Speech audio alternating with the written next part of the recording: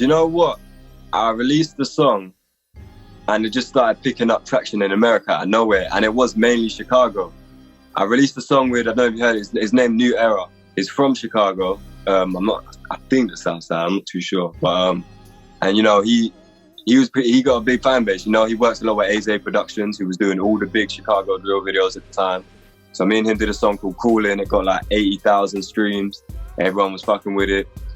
So then that's how I got the American fan base and everything. And then I'm gonna keep it real as well, right? So I was like rapping in my bedroom, spitting bars and shit, fucking around before. But it wasn't until I actually heard They Love Salsa. And one night I was up like 4 a.m. I'm like 13 years old. 4 a.m, it was on my suggested. I ain't never really heard, I was so listening to UK rap. I wasn't never listening to American rap at these times, you know? I came up on this song and for me it was something completely different. Ever since I heard that song, that's what made me switch to melodic music. So Love Salsa changed everything for me. I'm gonna keep it real. You feel me? Like that changed everything for me, and I feel like from then I started tapping into all the sounds, all the drill in America, everything that was coming out of there. And you know, I had a fan base in America, so why not touch base with that? So then, you know, I think I was about 17 when I came to America for the first time. Although I didn't go to Chicago, I gained quite a big fan base around North Carolina, Atlanta, South B, North Carolina, Atlanta, LA. And I think spending 2 years out there just definitely rubbed off on me, to the point where there's a lot of things I say now, which is American slang over here, and people be tripping on me. They're like, Matt, come on, man. Actually stuck in my head. I call shopping groceries. I call the shop the store. I call the petrol station the gas station. That shit stick with you for real, but yeah. Even though I did spend a lot of time in the States and I was doing that, every time I come back, I'd always make sure I was doing shows in London, shows in the UK, whether it be just an outside show at the skate park or anything like that. And I've always said this, you know, I've had some great shows in America, but my best shows have been in my hometown, you feel me? London's always gone crazy. I've always made sure people see my face at the right places. I don't go out much, but if you do see my face, I'm at the right venue, I'm at the right spot, you know? Yeah, I don't know, definitely hometown, you know? Nando's is a British tradition. You feel me? You gotta come get your chicken at Nando's. What else? What was he talking shopping? You gotta go Westfield. Probably, I prefer Westfield and White City. We got 2 Westfield. There's one in Stratford. Then you got Westfield, which is the high-end shit, and it's just a bit more, it's not as packed. You go Westfield and Stratford, there's everybody there. So, yeah, them definitely, I don't know. London is not, I feel with every place, I feel like tourist places are way over, what's the word? Oh no, you know what I mean, no. Tourist places are overrated. The best places is where people don't know about, where people don't go. Same with me when I was in Atlanta and LA. I'm in places that tourists would never dream of being, and I had the best times, you feel me? So yeah, man, you gotta just take them to where it's real at, you know?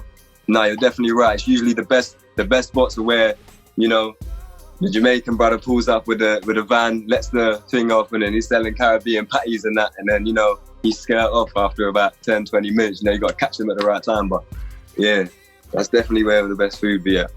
There was a situation in Atlanta over in the Bluff. It was a whole bunch of us. Long story short, it was 10 cop cars pulled out. It was a helicopter. I was trying to sneak out the side to walk away from the situation. I turn around and, you know, being from UK, we're not used to seeing police with guns and stuff, you know? And I turned around, I got like 3 Glocks to my head. I said, oh shit. But that, so that was definitely a massive, just like, whoa. And even when they was taking down my information, they looked at me and they seen I was British, and they were like, what the hell are you doing over here? Type shit, you feel me? I'm just like, shit, I'm just chilling. I'm at a music video. Oh no, I'm chilling, you feel me? But they was like, they were shocked as well, you know, but that was definitely a crazy situation. Another lighter story was my boy Marcus. He was moving to Texas. We was in North Carolina at the time. And I didn't ask no questions.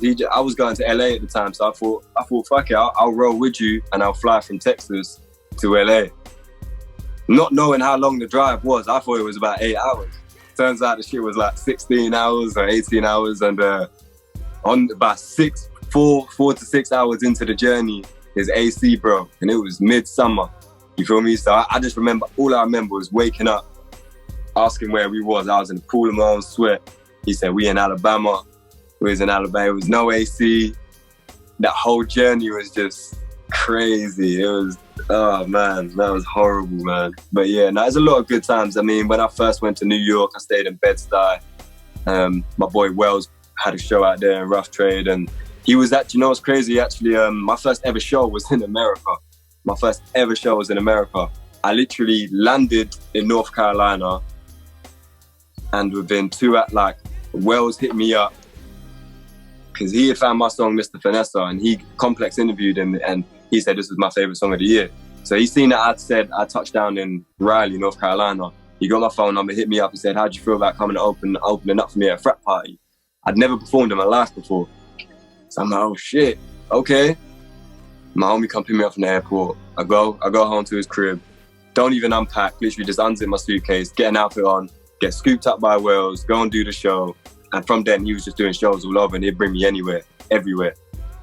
And we went to New York, Bed-Stuy. I think we was in this big Airbnb. It was like 15 of us, all creative minds, all artists that are doing great now. My homie Nix, Angela Mota, so many great people that was all there. Was in the basement, was working, was doing music. It's definitely one of the memories that stand out for me. One of my American trips, man. New York, that was dope.